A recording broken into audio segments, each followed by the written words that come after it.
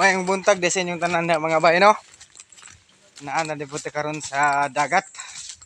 Nami karon sa West Philippine Sea. Tawag dit? Okay. Na dimi karon sa West Philippine Sea mga bay. Manaw meron sa West Philippine Sea og Koja. Ngita mig Koja mga bay. Ay karon diri dagat ni mga bayo.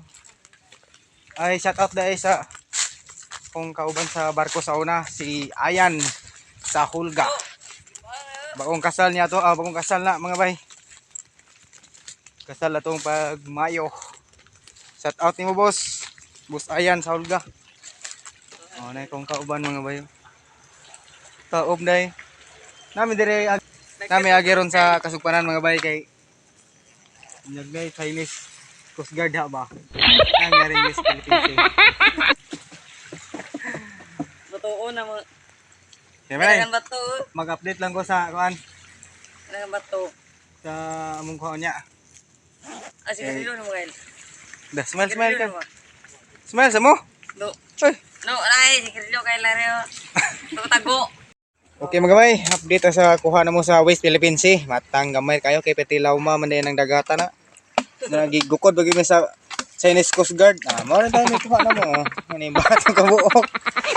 Bato ka buok. Mga taon ni, okay na mga bay. Ato na ning kilawon dito muli ta kay ilawom ni kay dagat ni West Philippine Sea oh. Abot may daplin. Sunod na po na higayon mga bay. Ay problema kay na si Kyle Bitawari daw. Smile Kyle. Ikaw din. Mo ni himayot sa kanabid. Sige nga bay. Kita-kit sa sunod na video. Dito man ni natulutuan sa mua kay lam kay tubig. Na Chinese Coast Guard daw si gugukod dito pitaw. Di na makita kay mga isyu tana. Sige bye-bye mga abay.